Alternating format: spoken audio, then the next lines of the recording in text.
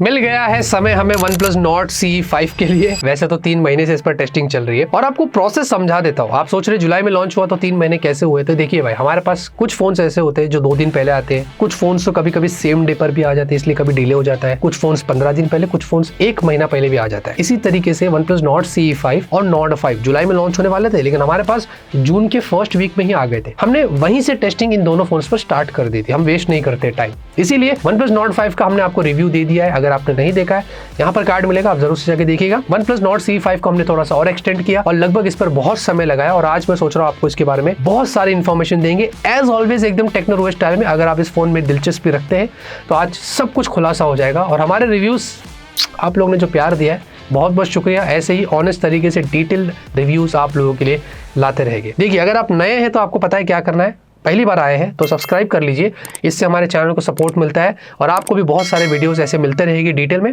Like share करिए और comment में अपनी राय इस फोन के बारे में जरूर बताना। देखिए, सबसे पहले दोस्तों अगर डिस्प्ले की बात करेंगे तो मुझे एक चीज यहाँ पर अच्छी लगी है कि भाई इसमें आपको फ्लैट डिस्प्ले मिलती है। मैं खुद फ्लैट डिस्प्ले प्रेफर करता हूँ। काफी सारे ब्रांड्स ना आजकल ऐसे भी है जो कर्व और क्वाड कर्व देकर उसको बहुत ज्यादा पब्लिश करते हैं। अरे बोले हमने कर्व दिया, क्वाड कर्व दिया, मानते वो इससे एक्सपेंसिव होता है, लेकिन जो कंफर्ट है, जो बेटर एक्सपीरियंस अगर आपको किसी डिस्प्ले में मिल रहा है वो फ्लैट में मिलेगा, क्योंकि ये मैं खुद पर्सनल एक्सपीरियंस किया हूँ। कर्व और क्वाड कर्व इनमें समवट एक्सीडेंटल टचेस के इश्यूज रहते हैं और वो इतना अच्छा फील नहीं देता है, बट स्टिल यहाँ पर मुझे इसका डिस्प्ले अच्छा लगा कि उन्होंने फ्लैट दिया। ये फुल HD प्लस रेजोल्यूशन है। हाँ, मानते हैं 1.5 के रेजोल्यूशन काफी सारे ब्रांड्स दे रही है, बट यहाँ पर फुल HD प्लस आपको मिल रहा है और डिस्प्ले साइज भी बड़ी है, 6.77 इंच की। और मुझे इसके बेजल्स भी अच्छे लगे, बेजल्स भी कम है, इनफैक्ट पंच होल भी ठीक है और स्क्रीन गार्ड भी लगाकर आता है। बट अभी तक हमें ये नहीं पता चला है कि इसके डिस्प्ले पे कौन सी प्रोटेक्शन है। और हाँ, एमोलेड डिस्प्ले तो कलर्स इसकी काफी अच्छी है, पंची है। हमने जितने भी वीडियोस इसमें देखे हैं, हमने कोई भी कलर्स इसमें छोड़ा है, in fact black black, white white, सब कुछ अच्छे से लगता है। इसमें कोई प्रॉब्लम नहीं है। इसके साथ ही साथ हमने जब वीवी एंगल्स भी देखा है तो वीविंग एंगल्स भी दोस्तों इसके बहुत अच्छे। अगर आप देखेंगे, मैं ऐसे भी दिखा रहा हूँ आपको कितना स्टीप करके, तो भी डिस्प्ले काफी गुड इनफ है। हावेवर इसमें हाई ब्राइटनेस मोड तो एक्सेप्टेबल है, मतलब 1300 निट्स की। पीक ब्राइटनेस समवॉट कम है, 1430 निट्स की। हमने आजकल इस प्राइस रेंज में 3500, 3000, 4000 ऐसे पीक ब्राइटनेस वाले फोन्स देखे है ना। लेकिन इसमें क्या है कि जब HDR कंटेंट आप प्ले करते हैं ना, तो पीक ब्राइटनेस वहां पर काम करता है, या फिर डायरेक्ट सनलाइट में चले जाए तो वो ऑटोमेटिकली पीक ब्राइटनेस वहां पर शो करता है। तो उस हिसाब से जितने भी हमने HDR कंटेंट इसमें प्ले किया है वो इतना ब्राइट नहीं करता है डिस्प्ले को, वो उसको बैलेंस कर देता है, क्योंकि इतनी ज्यादा पीक ब्राइटनेस इसमें है नहीं, तो समवॉट वो बैलेंस करता है। लेकिन high brightness mode as such मुझे अच्छी लगी है। उसके हिसाब से जब डे टू डे लाइफ आप फुल ब्राइटनेस पे इस फोन का इस्तेमाल करते हैं या आउटडोर में लेके जाते हैं, जो आउटडोर विजिबिलिटी है वो सब कुछ अच्छा है। तो एक चीज मैं जरूर कहूंगा कि पूरे दिन में इसका जो पैनल जितना भी आप इस्तेमाल करेंगे देखने में अच्छा लगता है। और हाँ, इसमें कलर मोड दिया गया है, नेचुरल, विविड। नेचुरल रखेंगे तो थोड़ा सा डिस्प्ले ना वार्म लगता है थोड़ा सा, लेकिन जैसे आप विविड पे स्विच करते हैं ना, आपको पता ही नहीं चलेगा, डिस्प्ले इतना पंची हो जाता है। तो जितना भी आप डेली इसमें इस्तेमाल करेंगे ना, देखने में बहुत अच्छा लगता है। बाकी आपको 120 हर्ट्ज की हायर रिफ्रेश रेट, स्मूथनेस यहाँ पर अच्छी है एज ऑलवेज। प्लस उसमें आपको 3000 हर्ट्ज तक का अब उन्होंने एक अपडेट के साथ पुश करके टच सैम्पलिंग रेट को भी बढ़ा दिया है। तो ये समवॉट जब आप इसमें टच रिस्पॉन्स जो है वो इंप्रूव हो गया, और साथ साथ गेम में जब आप यूज करते, स्वाइप्स करते, टच करते, तो वहां पर वो इंप्रूवमेंट दिया है। अब वो इतना खास पता नहीं चलता है, अनलेस एंड अनटिल आप बहुत डीपली इसका इस्तेमाल करें तो आपको पता चलेगा। बाकी यूट्यूब पर HDR का सपोर्ट दिया गया है, नेटफ्लिक्स पर HDR स्पेशल ऑडियो है और प्राइम वीडियो पे आपको फुल HD वगैरह मिल जाता है। और हाँ, आपको ऐप स्पेसिफिक रिफ्रेश रेट भी मिलता है, तो आप अपने हिसाब से उसको चूज कर सकते हैं। और एक चीज बता दो जो कि बताने जैसी नहीं होती इस प्राइस रेंज पर, इसमें LTPS डिस्प्ले, LTPO नहीं है। LTPO प्रीमियम डिस्प्ले होता है जो फ्लैगशिप फोन्स में हमें मिलता है, बट फिर भी प्राइस के हिसाब से जितना भी हमने एक्सपीरियंस किया इसका डिस्प्ले वो एक्सेप्टेबल है। अब सॉफ्टवेयर के लिए इसमें OxygenOS 15, Android 15, मुझे देखिए OxygenOS अच्छा लगता है, लेकिन हाल ही में जो OnePlus कर रहा है अपने OxygenOS के साथ में, वो एक्सपीरियंस खराब कर रहा है और मुझे डर लग रहा है कि आगे और भी खराब ना कर दे। मैं आपको बताता हूँ वो क्या चीज़ है। पहले तो आपको बता दो, उसमें 4 साल की आपको ईयरली यूज अपडेट्स और 6 साल के सिक्योरिटी पैचेस। बहुत कम ब्रांड्स होती है जो इस प्राइस रेंज पर ज्यादा लॉन्गर अपडेट्स देती है। OnePlus ने यहाँ पर अच्छा काम किया है। प्लस आपको ऐप मार्केट मिल रहा है।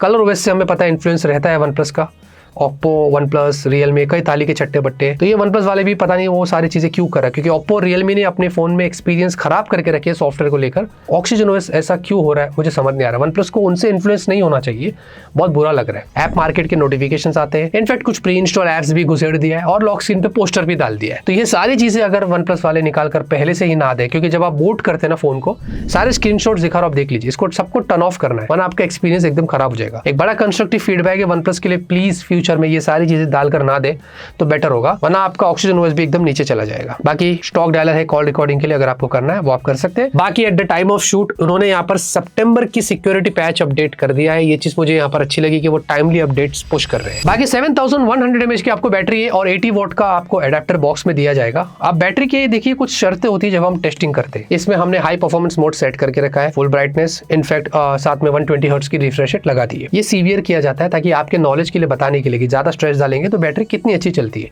पहले हमने मल्टीमीडिया टेस्ट किया, हमने इसमें 4K वीडियो प्लेबैक वगैरह किया, 10 घंटे का किया और 47% ड्रॉप हुआ, जो इतना बुरा नहीं था, मतलब ठीक लगा मुझे। और उसके बाद हमने सीवियर टेस्ट किया, स्लीप में बिल्कुल भी नहीं डालते, सारे शर्तें जो बताया पहले वो लागू है। और उसके अलावा इसमें हमने लगभग 10 घंटे का टेस्ट किया, मुझे स्क्रीन ऑन टाइम अच्छा लगा, 10 आवर्स के क्लोज था, 99% ड्रॉप हो गया था, सिर्फ 1% था। थोड़ी बेटर बैटरी हो सकती थी कंसिडरिंग इसमें 7100 mAh की, बट स्टिल इससे ऑन एवरेज ये पता चलता है कि आप 1 से 1.5 दिन इसको आराम से इस्तेमाल कर सकते हैं। क्योंकि हमारी टेस्टिंग में हमने कंटिन्यूसली गेम खेला था, 4K वीडियो रिकॉर्डिंग किया था, सोशल मीडिया यूज किया था और एकदम सीवियर टेस्ट किया था। आप तो वैसे नहीं करेंगे ना, सिर्फ बताने के लिए, अगर ज्यादा सीवियर भी करते हैं तो भी ये पूरा दिन बैकअप दे ही देता है। तो ऑन एवरेज आपको 1 से 1.5 दिन बैकअप इसमें आराम से मिलना चाहिए। चार्जिंग की बात करें तो भाई देखिए, आधे घंटे के आसपास ये 50% चार्ज होता है और 1 से सवा घंटे के बीच में ये फुल चार्ज हो जाता है। तो उस मामले में कंसिडरिंग 7100 mAh की बैटरी है तो कोई प्रॉब्लम नहीं है। बाकी कैमरे के लिए 50 मेगापिक्सल प्राइमरी सेंसर है जिसमें सोनी LYT600 है। ये पुराना सेंसर है, काफी सारे ब्रांड्स इसका पहले इस्तेमाल कर चुकी है, इनफैक्ट मोटोरोला वाले सेंसर का बहुत यूज करते हैं। मेरे हिसाब से इस प्राइस रेंज पर अगर लीटिया वाला देना ही था तो एटलीस्ट 700 सीरीज वाला देते ना तो बेटर होता था, क्योंकि कुछ कमियां हैं कैमरे में जिसके बारे में बात करेंगे। हावेवर मोटोरोला जो है ना वो सेम सेंसर देकर ट्यूनिंग बहुत अच्छी कर लेता है। OnePlus थोड़ा सा मार खा गया, ये चीज मैंने नोटिस किया। बट एनीवेज आपको OIS दिया गया है और रियर में आप 4K 60 FPS पे मैक्स वीडियो शूट कर सकते हैं, चलो ये चीज अच्छी है। और अल्ट्रावाइड सेंसर भी दिया गया है, प्लस सेल्फी 16 मेगापिक्सल है, ये IMX480 ये सोनी वाला सेंसर है और यहाँ पर सिर्फ फुल HD 60 FPS दिया गया है। अब इस प्राइस रेंज पे अगर आप देखेंगे तो मोटोरोला, iQOO, इन्फिनिक्स ये लोग इसी प्राइस रेंज पे अपने फोन्स को लॉन्च किए और उन्होंने सबने सेल्फी में 4K दिया है। एक OnePlus है और नथिंग है जो कि फुल HD पे अटके हुए, इनको कहीं ना कहीं इस मामले में अपग्रेड करने चाहिए। बाकी अगर पिक्चर क्वालिटी की बात करेंगे तो देखिए ह्यूमन पोर्ट्रेट मुझे यहाँ पर डे में अच्छे लगे, मतलब बैलेंस्ड है, ज्यादा ओवर सैचुरेटेड नहीं है, एक्सपोजर भी थोड़ा बहुत कंट्रोल्ड है, लेकिन थोड़ा बहुत वॉश्ड आउट फील होते हैं, थोड़ा सा एसेंस जो है ना वो मुझे कम लगा। तो ये एक चीज मैंने नोटिस किया था। नॉर्मल 50 मेगापिक्सल वाले फोटोज देखते क्लिक करके अगर जूम करते तो शार्पनेस इक्वली मुझे गुड लगी थी, अच्छी लगी है। कलर्स भी यहाँ पर बैलेंस्ड है, ज्यादा एक्सपोज नहीं किया है, ज्यादा विविड नहीं है, ज्यादा पंची नहीं लगते, लेकिन अगर आप रेड कलर, ऑरेंज कलर के फोटोज लेने जाते हैं इस फोन से तो उसको भी बैलेंस कर देता है। तो ये चीज यहाँ पर मुझे अच्छी लगी है। बाकी अगर सेल्फी देखते दिन की तो मुझे अच्छी लगी है, सेल्फी से एज सच कोई मुझे प्रॉब्लम नहीं थी। स्किन टोन, पोर्ट्रेट, जो एज डिटेक्शन है वो सब कुछ अपनी जगह पर अच्छा था। रियर वीडियो देखेंगे दिन में अच्छा है, लेकिन फ्लिकरिंग काफी है, जैसे जैसे आप स्टेप्स लेते हैं ना वो बहुत फ्लिकर होता है, तो ये पूरा एक्सपीरियंस खराब करता है। स्टेबलाइजेशन में एज सच मुझे लगता है ब्रांड को इस मामले में कहीं ना कहीं फिक्सेस करने चाहिए। बाकी सेल्फी वीडियो देखते हैं, मुझे सेल्फी वीडियो अच्छी लगी, इस मामले में मुझे कोई कंप्लेंट नहीं थी, स्टेबलाइजेशन भी अच्छी थी, इनफैक्ट डायनामिक रेंज भी सेल्फी की वीडियो में मुझे अच्छे लगे थे। स्लो मोशन मुझे OnePlus के फोन्स में अच्छे लगते हैं। ये लोग क्या करते हैं 960 FPS तक दे देते हैं, तो 720p आप अप टू 960 FPS तक जा सकते हैं और साथ ही साथ फुल HD 480 FPS तक आपको मिल जाता है। सोचो Vivo के V सीरीज वाले फोन्स, कैमरा सेंट्रिक वाले फोन, वो भी 960 FPS नहीं दे रहे, OnePlus ने इस प्राइस रेंज में दे दिया है और ये काफी सारे लोग इसका बहुत अच्छे से इस्तेमाल करते हैं, जो यहाँ पर अच्छा काम किया गया है। बाकी फोटो में 20 टाइम्स तक आप जूम कर सकते हैं, ये डिजिटली काम करता है, लेकिन यहाँ पर इतना मजा नहीं आ रहा है मुझे। और ठीक है, थोड़ा बहुत अगर चीजें अगर आपको जूम करके देखनी है आप वो देख सकते हैं। और सेम वीडियो में 10x जूम है, यहाँ पर भी मुझे ऐसा जितना कुछ खास मजा नहीं आया। हाँ, लेकिन ऑटो फोकसिंग अच्छा है, जब भी आप फोन को कहीं भी किसी चीज पे फोकस कर लेते या हाथ को लेके जाते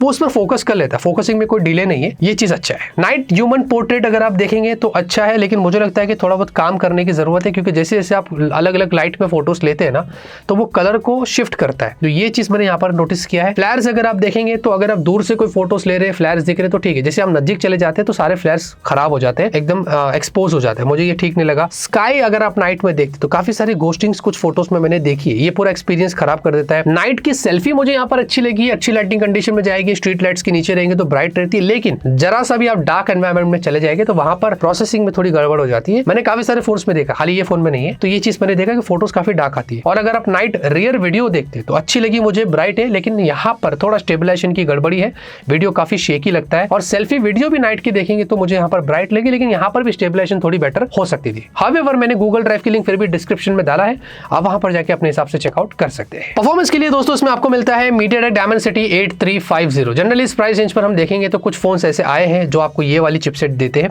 इन्होंने भी कुछ वैसे किया है। 4nm पर आपको मिलती है, एक अच्छी चिपसेट है, बैलेंस परफॉर्मेंस देती है, गेमिंग भी आप चाहो तो उसमें कर सकते हैं। हमने सारी टेस्टिंग करी है, बताते हैं आपको। इसमें हमने Antutu किया जो कि लगभग 1.4 मिलियन के आसपास आता है, और ये इस चिपसेट का नेचर है वो इतना ही लगभग स्कोर दे पाता है, और उसमें लगभग 47 डिग्री सेल्सियस हीट हुआ था, थोड़ा ज्यादा हो गया। फिर हमने CPU थ्रॉटल किया, थ्रॉटलिंग अच्छी थी, 88%, ज्यादा बार्स जो थे वो ग्रीन येलो में थे, मुझे अच्छा लगा, ज्यादा कोई प्रॉब्लम नहीं है। इसमें 43 डिग्री सेल्सियस हीट हुआ था। फिर हमने 3D मार्क किया, स्टेबिलिटी स्कोर्स इतने खास नहीं थे, 40% के आसपास थे, मतलब ज्यादा स्ट्रेस डाल रहे हैं ना तो आप पता चल रहा है कि Dimensity 8350 जो है ना वो थोड़ा थोड़ा फीका पड़ रहा है।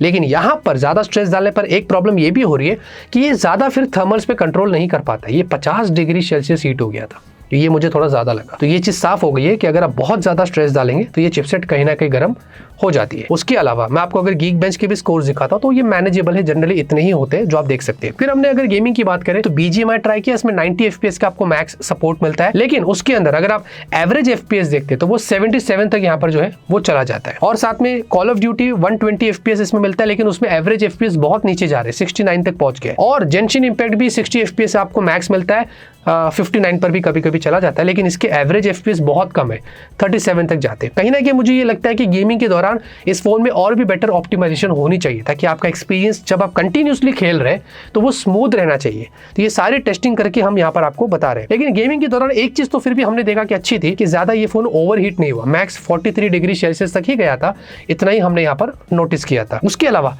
प्राइस के हिसाब से एक चीज जो इस फोन में अच्छी लगी मुझे ये है कि LPDDR5X और UFS 3.1 है। काफी सारी ब्रांड्स इस प्राइस रेंज पर अभी भी हमें पता है LPDDR4X UFS 2.2, इनफैक्ट वीवो वाले V सीरीज में तो 35,000 के ऊपर LPDDR4X और UFS 2.2 देते हैं, बट एक चीज उन्होंने यहाँ पर ये अच्छी कर दी है। और हाँ, UFS के स्कोर्स भी ऑन पेपर्स अच्छे 1 लाख के ऊपर है, लेकिन हमने मल्टीटास्किंग जब टेस्ट किया तो अच्छा लगा। फोन में लैग जिटर वैसे सच कुछ था नहीं, सब बढ़िया चल रहा है, बट हमने जब 10 मिनट बाद आकर चेक किया देखने के लिए कि सारे ऐप्स मेमोरी में रहते या नहीं रहते, सैडली बहुत सारे ऐप्स यहाँ पर रीलोड हुए थे, Netflix, YouTube, play store, photos, ये वो, मुझे ये ठीक नहीं लगा। वैसे ही मैं ऑक्सीजन से इतना ज़्यादा एक्सपेक्ट नहीं कर रहा था कि ये रैम मैनेजमेंट में मार खा जाएगा, लेकिन ये सारे जो चीज़ें भर भर के ब्रांड जो देकर एक्सपीरियंस खराब कर रही है वो यहाँ पर साफ दिखाई दे रहा है। इस हिसाब से ब्रांड को इस मामले में थोड़ा बहुत ना ऑप्टिमाइजेशन करनी चाहिए, ये बड़ा फीडबैक है। वैसे डिज़ाइन की भी अगर बात कर ले तो देखिए डिज़ाइन सब्जेक्टिव है, कुछ लोगों को पसंद आएगा, कुछ लोगों को नहीं आएगा, ये मैं आप पे छोड़ता हूँ, बट मुझे थोड़ा सा बोरिंग लगा है। कुछ इंटरेस्टिंग किया जा सकता था, लेकिन ऐसा कुछ यहाँ पर है नहीं। 200 ग्राम्स का वेट है, थोड़ा हैवियर साइड पर फील होगा, लेकिन याद रखना है आपको 7100 mAh की बैटरी है, तो अच्छा है कि उतना ही रखा, उससे ज्यादा नहीं गया। और 8 mm की आपको थिकनेस मिल जाती है। Polycarbonate back, polycarbonate frames, optical under display fingerprint sensor मिलता है। और हाँ, आपको इसमें जो वॉल्यूम है वो ऊपर तक चले जाती है, 100 का बैरियर तोड़ देती है, लेकिन सिर्फ सिंगल स्पीकर है। ब्रांड को ख्याल करना चाहिए, इस वजह से भी काफ़ी सारे लोग इस फ़ोन को स्किप कर सकते हैं, ये डील ब्रेकर है। तो ब्रांड को आगे चल के सिंगल नहीं डुअल देना ही चाहिए। आज की तारीख में 10 से 15 के बीच में भी हमें डुअल स्पीकर्स मिल रहा है। OnePlus ने इस फ़ोन में ऐसा क्यों किया मुझे बिल्कुल समझने नहीं आया। उसके साथ साथ आपको इसमें डुअल माइक है, हाइब्रिड स्लॉट दिया है, अगर माइक्रो SD कार्ड लगा के स्टोरेज एक्सपांड करना है वो आप कर सकते हैं। IP65 रेटिंग्स भी मुझे थोड़ी वीक लगी इसकी, और USB 2 पोर्ट जो इस प्राइस में बहुत सारी ब्रांड्स दे रही है, इन्होंने भी कुछ वैसे किया, कुछ नया नहीं किया है। और हाँ, इसमें रोटर मोटर दिया है, फीडबैक वाइब्रेशन का अच्छा है, बट समवॉट मुझे लगता है कि थोड़े बेटर हो सकते थे, ये मैं कहूँगा। बाकी 10 5G बैंड्स आपको मिलते हैं। नेटवर्क कनेक्टिविटी इसमें मुझे ज़्यादा कोई खास प्रॉब्लम नहीं हुई है, डाउनलोड्स वगैरह हमने सब करके देखा, सब ठीक है। उसके अलावा ब्लूटूथ 5.4 है, Wi-Fi 6 है, लेकिन इसमें NFC नहीं है। हाँ, OnePlus के फोन में जनरली रहता है, बट इसमें नहीं है। और हाँ, सारे सेंसर्स यहाँ पर दिए गए। फाइनली मेरे एक्सपीरियंस की अगर बात करूँ, देखिए दोस्तों, इस फोन को जितना भी हमने जितने दिन से भी इस्तेमाल किया है, मैं एक ही चीज़ कहूँगा, एक बैलेंस्ड फोन है, कमियाँ भी है, अच्छाइयाँ भी है। और हाँ, OnePlus की ब्रांड को कंसिडर किया जाए तो इससे बेटर फोन OnePlus लॉन्च करता था, तो इसको भी कुछ और अच्छा कर सकते थे वो, लेकिन एज सच प्राइस के हिसाब से एक्सेप्टेबल है, मैं ये कहूंगा। 25,828 ठीक है मेरे हिसाब से। अगर ऑफर पर ये स्मार्टफोन 22,999 तक आ जाता है ना, तो और ज्यादा अच्छा वैल्यू देता है ना, apart from a single speaker. और कमियां बहुत है, मैं बता दिया ऑलरेडी, तो ये डिपेंड करता है। तो सेल पर आप वेट करिए, और कम प्राइस पर आएगा तो बहुत अच्छी बात है। इसके अलावा हमें इस प्राइस रेंज पर नथिंग फोन 3A मिल रहा है ना, उसमें थोड़ा क्लीन सॉफ्टवेयर एक्सपीरियंस मिलेगा आपको, बट वहां पर भी कुछ कमियां हैं। साथ में मोटो एज 60 है, लेकिन मोटोरोला में फिर चिपसेट डायमेंसिटी 7400, इससे तो बेटर नहीं है, ये उससे ज्यादा बेटर है। इन्फिनिक्स GT 30 Pro है बाय इन्फिनिक्स के फोन, मुझे नहीं पता कितने लोग प्रेफर करेंगे, बट वो भी एक ऑप्शन है। और iQOO Neo 10R, ये जो फोन है वो इससे ज्यादा आपको बेटर परफॉर्मेंस देता है, स्नैपड्रैगन 8S Gen 3। यस, तो मेरे हिसाब से वो भी एक बेटर ऑप्शन है जो आपको इस प्राइस रेंज पर मिल जाता है। तो जो भी चीजें थी मैंने इस फोन के बारे में क्लियर कर दिया है। उम्मीद करता हूँ इसके बारे में आपको सब कुछ पता चल गया रहेगा। और भी बहुत सारे फोन्स के रिव्यूज तैयार हो रहे हैं। लाइक करिए, सपोर्ट करिए, सब्सक्राइब करिए। तब तक के लिए ऑलवेज कीप स्माइलिंग।